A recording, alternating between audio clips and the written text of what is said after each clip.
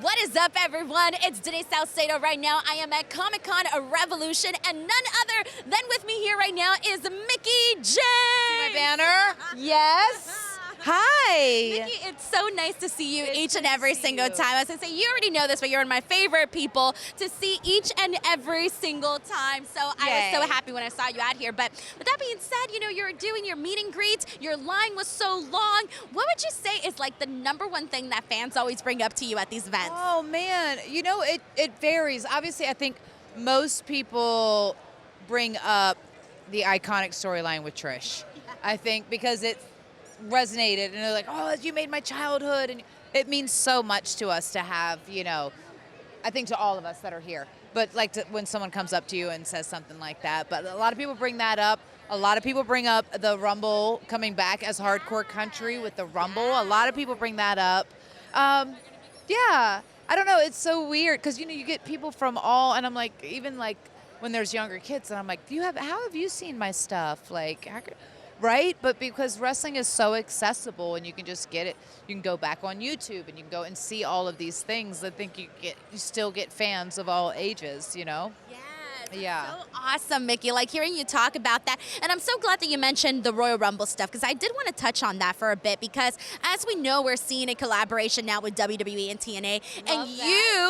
I remember you and I spoke about this on an interview, and you mentioned, literally, this was, you know, way back when this happened. You said if there's ever a collaboration, you know, the fact that I was a TNA person and I went out there, like, you never know what doors that can lead to. And now look at where we're at right now. So I do want to get your thoughts on that collaboration. Oh my gosh, I love it. I love that collaboration. I think it opens the door for so many different opportunities, as you're seeing like the crossover with NXT and TNA. But let's think about the TNA library as a whole, of the people that came through there in transitions, myself included, or like the Kurt Angles or Kevin Nash or whatever.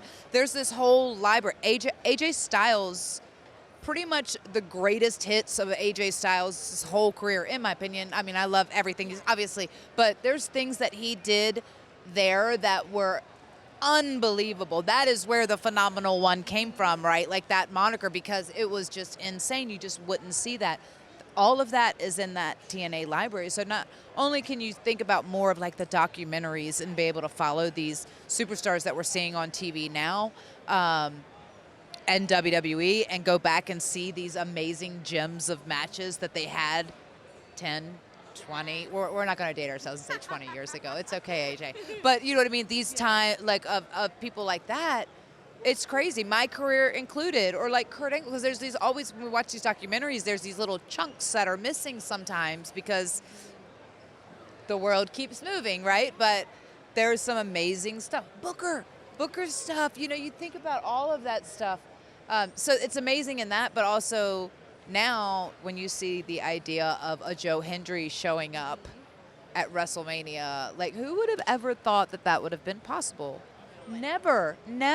And, you know, TNA does great work. They have an incredible talent, and I think their heart and soul has always stayed true, and I just felt like there's just this beautiful synergy there, and if they were open to having me back, and then that, you know, then they were open to having, you know, Jordan, and then now Jordan's there killing it at NXT. So it's just like people who perhaps maybe not even would have gotten an opportunity, you know, that were TNA loyals that perhaps wouldn't have gotten an opportunity to be in a WWE ring. Now all things are possible, and I love that. I love that. You don't know. Sometimes you got to take the road less traveled, right? Like all these corny things. You never know. You never know unless you say it's not possible. It's possible. Yeah, exactly. Come on. Exactly. We're vibing here now. Yes. Mickie, but it's 100% true, everything that you said, and I do think that it's great that we're getting to see this, because no one thought they'd ever see the day. And I want to make sure that you get your flowers here. Those watching this video, Mickie James gets her flowers too, because like you said, you were there, you were doing it, and you made that appearance when you were at the Royal Rumble representing TNA. It took a lot. I don't think people understand what it took to make that moment happen at that time.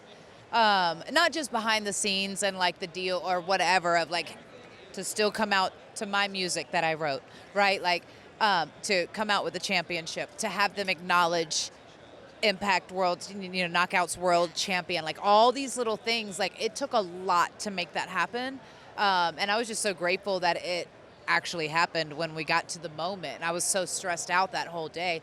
You don't always see like the change or the impact that that's going to make, in my small role in that, because that was when I was going into it, like I want to put TNA over. They've been here for me. They've taken care of me, and I love them, and to acknowledge it. But I wasn't even under contract with TNA at the time. I don't think people even realize. Like I was still a free agent. It's just so to be able to do all of these things and to make that happen, and then you see how that trickle down effect and how it works itself, through, and then it opens up the door to bigger possibilities for other people and their own shining moments for them. You know what I mean? It's just like it's cool. It really is cool. I think that's the most beautiful thing, as stepping back and like doing LFG or whatever. Like sometimes you don't always realize, like in the moment, because it's a very self-serving business.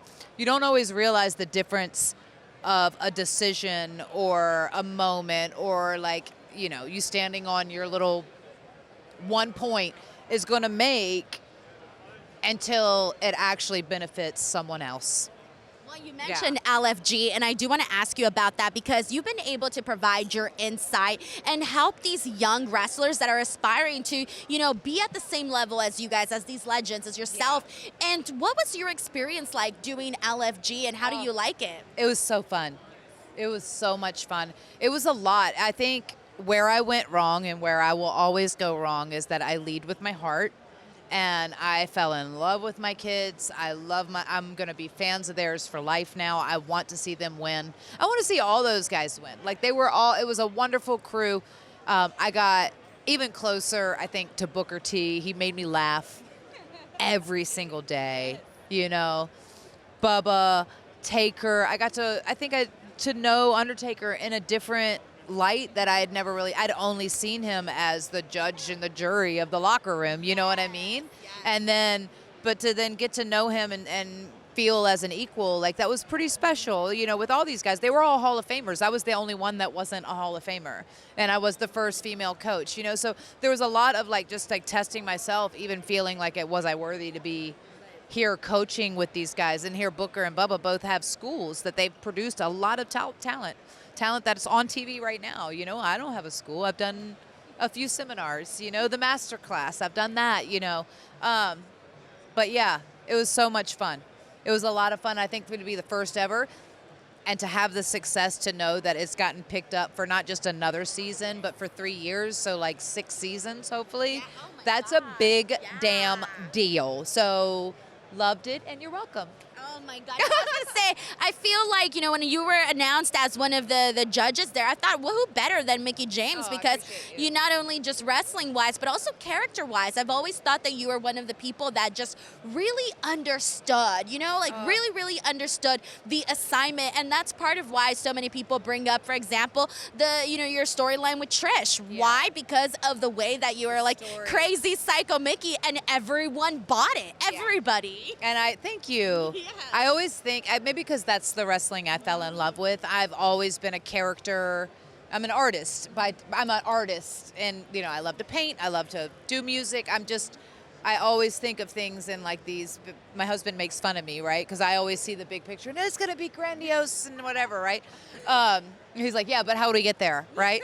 But character development is the most important thing, I think, to me. Wrestling is important.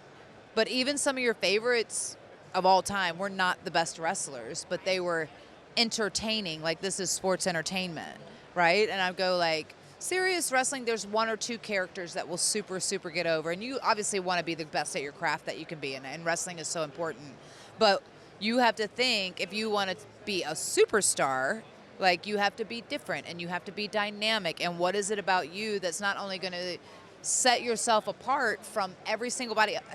Different gear, all these things. I don't know why everybody wants to wear the same type of gear. It doesn't make you different, right? What is it that's going to make you different in the world, but also be relatable and connect to an audience that can either like live vicariously through you because you're something that they wanted to be but couldn't be, or that have gone through similar hardships that resonates with them. They go like, man, that resonates. Like, I feel that. Like, that's that emotional connection, and I think that's the most powerful thing. People come to wrestling, they want to forget about day-to-day. They came to get emotionally connected to characters and to have fun and to go on a roller coaster ride with you. And that's what we're supposed to be here to do, is to put smiles on faces and entertain. Enter-damn-tain. Mickie, have you ever thought about taking a creative role backstage in any promotion, especially because there aren't very many women in those roles, especially women that were actually wrestlers? Yeah, I think now I would say that. I would love that. I don't, you know, we've just come to a time and a place where I feel like we even thought that that was possible for a female, you know. A lot of times there weren't a lot of females in those roles. I didn't have a lot of women to look up, aside from people that I watched and it was like my idols or, you know, mentors and stuff. But as far as in leadership positions, there weren't, you know. And now there are, and that's becoming more of a normal. So now I go like, oh yeah, that's absolutely, and you have to go like, what are my strengths? Like, oh, I can put a great match together. I can help psychology. But what I really like love, like I salivate at, is character development. And that part of it, of like being so in tune with your character that you can just turn her on and just be her at any given moment and turn her off. Yes. That's the key. You got to turn them back off. But yeah. So with that being said, I also want to ask you about your husband, Nick Aldis, who is doing, speaking of character work, he's doing great as a GM. He's my favorite GM at the moment. GM of all time. Greatest GM of all time. Sorry, Teddy Long. Don't tell him. What do you think about his work that he's doing? And did you ever see him in this kind? Did you ever see him excelling in this kind of role? Because it's not something he's done before. It's not something he's done before. Honestly, I have faith in my husband, and I knew all he needed was the opportunity, as we all do. All he needed was an opportunity to show what he was capable of, and I don't even think that he scratched the surface of what I know he's capable of. But to see him in this role, it's so different. I think it's different. This is where you go, you don't always know. Because, I mean, obviously, this role was probably not, in his mind, the dream of, like, what it was. When you say being a WWE superstar, making it to WWE, that is always our idea of, you know, success or making it in the business. But I think when he was handed this role, or, you know, given this role in this sense, like, he's like, hell yeah, I can do that. And I can do it better than anybody else.